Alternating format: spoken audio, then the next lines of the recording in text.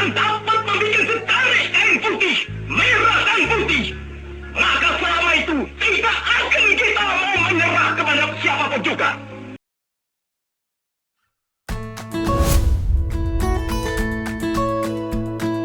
Halo guys, kembali lagi bersama aku Angga di channel Komsus Aris Stefanus di konten Tanya-Tanya Umat. Nah, kalian masih ingat nggak kemarin kita videonya tentang apa? Ayo, buat yang belum nonton kalian bisa cek di YouTube channel kita ya. Nah, di Tanya-Tanya Umat kali ini kita masih berbau nasional. Yo, masih ingat nggak di bulan ini kita memperingati hari apa? Buat yang udah tahu kalian bisa komen di kolom komentar kita dan jangan lupa buat like, komen dan juga subscribe channel kita ya. Dan jangan lupa nyalain tombol notifikasinya. Nah, kalau di bulan ini kita berbau nasionalis itu kita akan membahas tentang ya betul, Hari Pahlawan. Jadi nanti kita akan tanya-tanya umat apakah umat masih ingat tanggal diperingatinya pahlawan yang berjasa, dan juga kita akan tanya pahlawan dalam agama Katolik itu siapa, dan juga nanti kita akan tanya buat pesan-pesan mereka untuk orang-orang Katolik dan lebih tepatnya pada anak muda. Nah, tunggu apa lagi? Yuk kita lihat. Kapan tanggal diperingati Hari Pahlawan? 10 November. Ya, 10 November. Wah. 10 November. November. Siapa sih contoh pahlawan yang berjasa di tanggal tersebut? Tomo. Soekarno. Bung Tomo, Bro. Tomo. Oh. Kalau misalnya contoh pahlawan Katolik siapa? Pahlawan Katolik. Yesus. Romo Mangunwijoyo. Albertus. Siapa aku lupa. Pokoknya yang mencetuskan 100% Indonesia 100% Katolik. Nah, benar. Ada nggak? Nah, sama ya benar. Gio Pranoto. Gio Pranoto itu saya tak maksud. Nah, Mungkin ada pesan-pesan nih buat anak muda dalam memperingati Hari Pahlawan. Masih muda ya.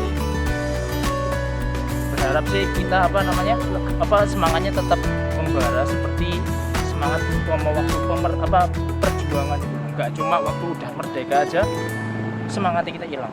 Jadi kita harus tetap semangat sih. Semua anak muda pasti bisa jadi pahlawan. Oke, be yourself. yourself aja. Iya iyalah. Kalau kamu Kenapa jadi dirimu sendiri, kamu akan memperjuangkan yang terbaik untuk kamu. Ketika kamu berjuang yang terbaik untuk kamu, sekitarmu akan ngikutin. Damai Kristus bagi teman-teman kaum muda untuk memaknai Hari Pahlawan yaitu 10 November.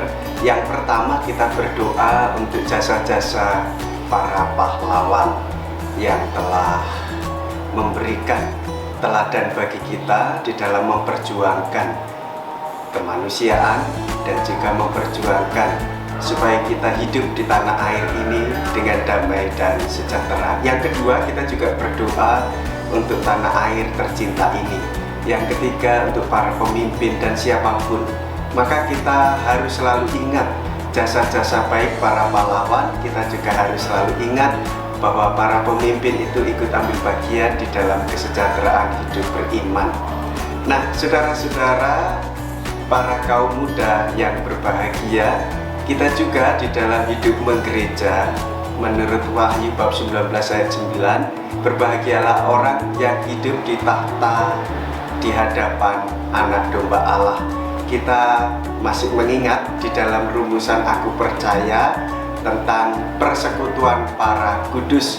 Mereka juga para pahlawan yang menjadi teladan hidup beriman kita, menumpahkan darah dan juga menjadi tokoh bagi hidup kita semua untuk hidup suci, hidup benar, hidup adil demi keselamatan banyak orang.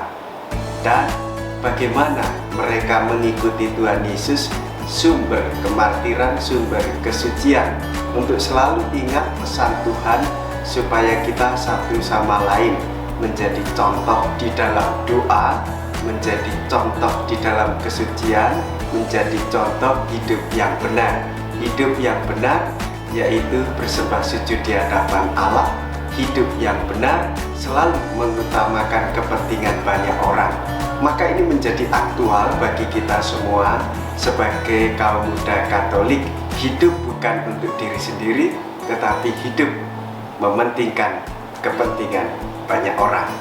Bukan berpusat pada diri, tetapi berpusat pada Allah, maka mewujudkan cintanya bagi semua orang. Para kaum muda yang berbahagia, gereja juga memperingati 1 November sebagai peringatan persekutuan para kudus, orang-orang suci yang menjadi teladan hidup beriman. Para martir, biarawan-biarawati, santo-santa yang telah meninggal dan diangkat, dihormati oleh gereja sebagai orang-orang suci. Merekalah yang juga menjadi teladan kita, pahlawan kita untuk mengikuti jejak Kristus di dalam keteladanan menyelamatkan banyak orang. Mereka berpartisipasi di dalam karya mewujudkan kerajaan Allah, maka kita juga mampu dan diusahakan untuk bisa meneladani jalan hidup mereka. Misalnya orang-orang suci yang menjadi nama baptis kita, misalnya orang-orang suci yang menjadi nama krisma kita, maka kita tidak akan pernah kehilangan di dalam tokoh teladan mengikuti orang-orang suci yang menjadi contoh bagi kita mengikuti Yesus yang menyelamatkan semua orang supaya terbebas dari dosa, kematian, dan belenggu kejahatan yang melingkupi kita di dunia ini. Semoga ini juga menjadi semangat dan inspirasi kita untuk memaknai Hari Pahlawan. Nah, gimana tadi kan udah nonton kan kata-kata dari umat dan juga kalimat peneguhan dari Romo. Bangsa yang besar adalah bangsa yang menghormati jasa para pahlawannya. Kita sebagai rakyat bangsa Indonesia dan juga sebagai orang Katolik masih bisa loh memperjuangkan dan mempertahankan jasa para pahlawan. Dengan apa? Contohnya sebagai anak muda kita dapat belajar dengan giat membawa perubahan bagi bangsa Indonesia dan juga melestarikan kebudayaan Indonesia. Terima kasih buat kalian yang udah nonton di Tanya-Tanya Umat spesial Hari Pahlawan. Jangan lupa buat like, komen, dan juga subscribe di channel ini dan nyalain tombol notifikasinya biar kalian tahu update-update dari kita. See you!